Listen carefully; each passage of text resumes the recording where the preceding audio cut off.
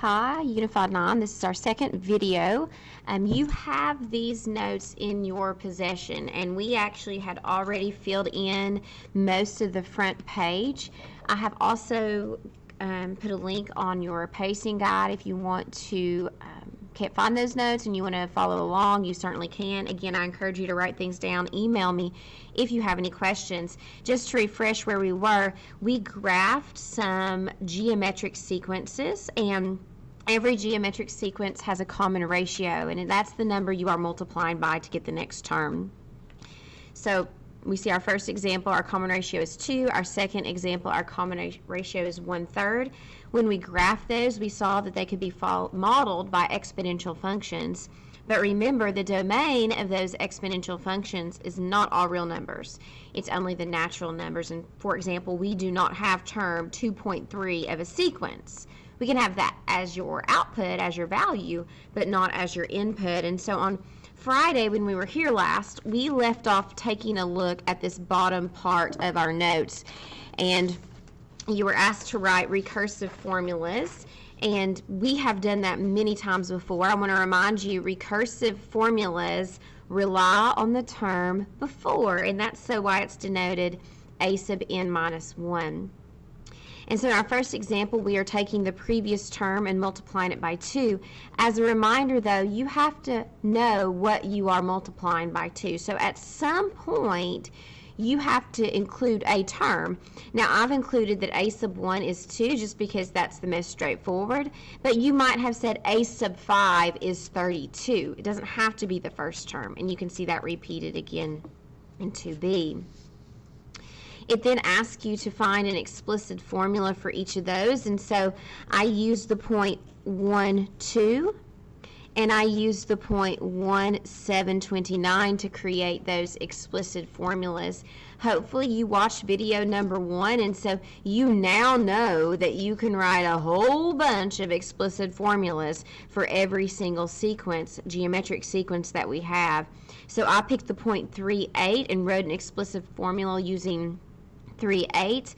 I picked the formula, or the point, 427, and I wrote an explicit formula using 427. When it comes to writing an explicit formula, use what's convenient to you. Now, what I suggest you do is stop the video at this point and you try the next page. So if you want to get the most out of your learning, you want to problem solve, think critically, that's our goal. I want you to do just like you would do in class, turn the page, and we're going to stop the video, and then you're going to work on the next several problems and see what you can come up with. So I'm going to continue on in the video, and I've worked these out, so I'll kind of reveal them piece at a time. So we can see that I've worked out, I'm not going to go through all of these line by line. I'm going to talk about a few important things. We found r to be -2. I wrote the explicit formula, or one of the explicit formulas.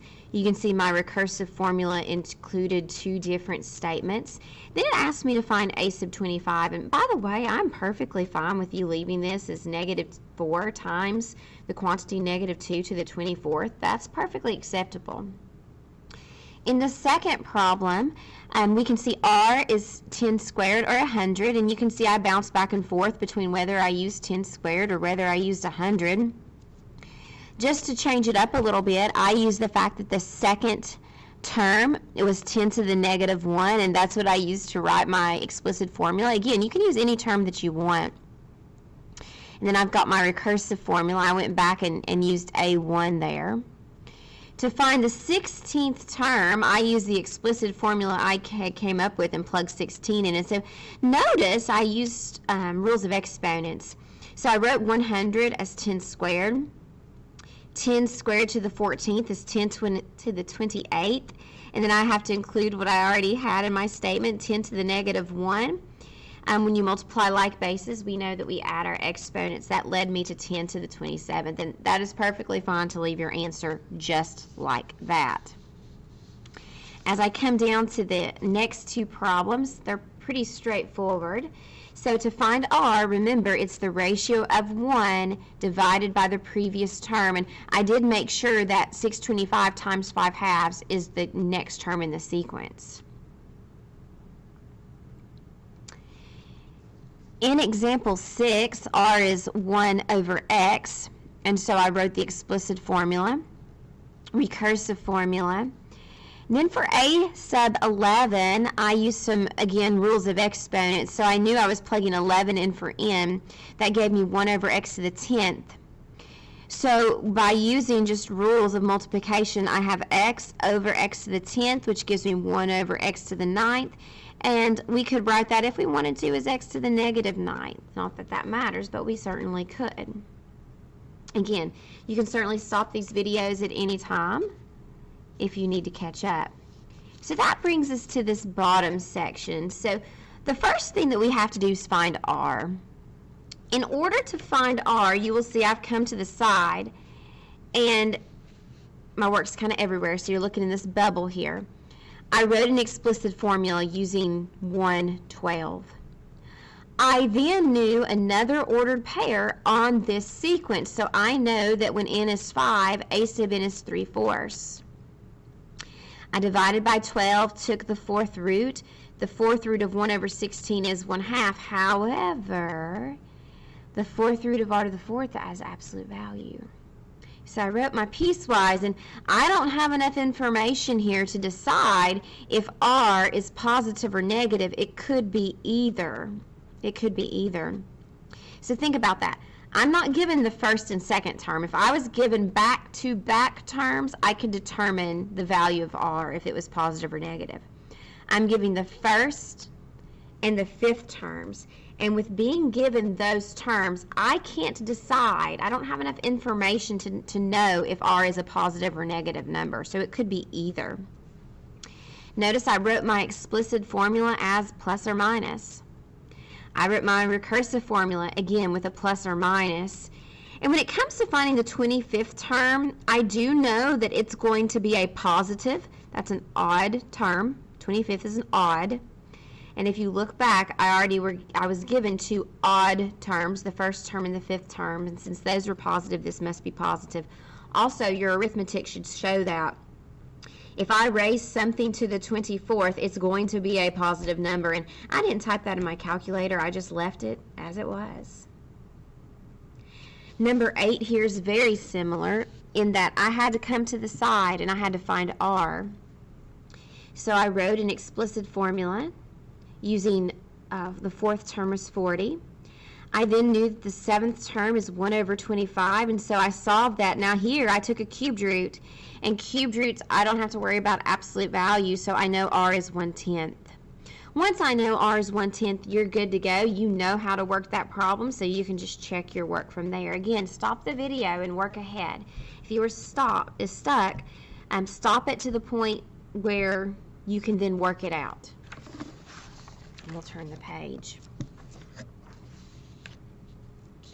So we see in our first example, r is e squared.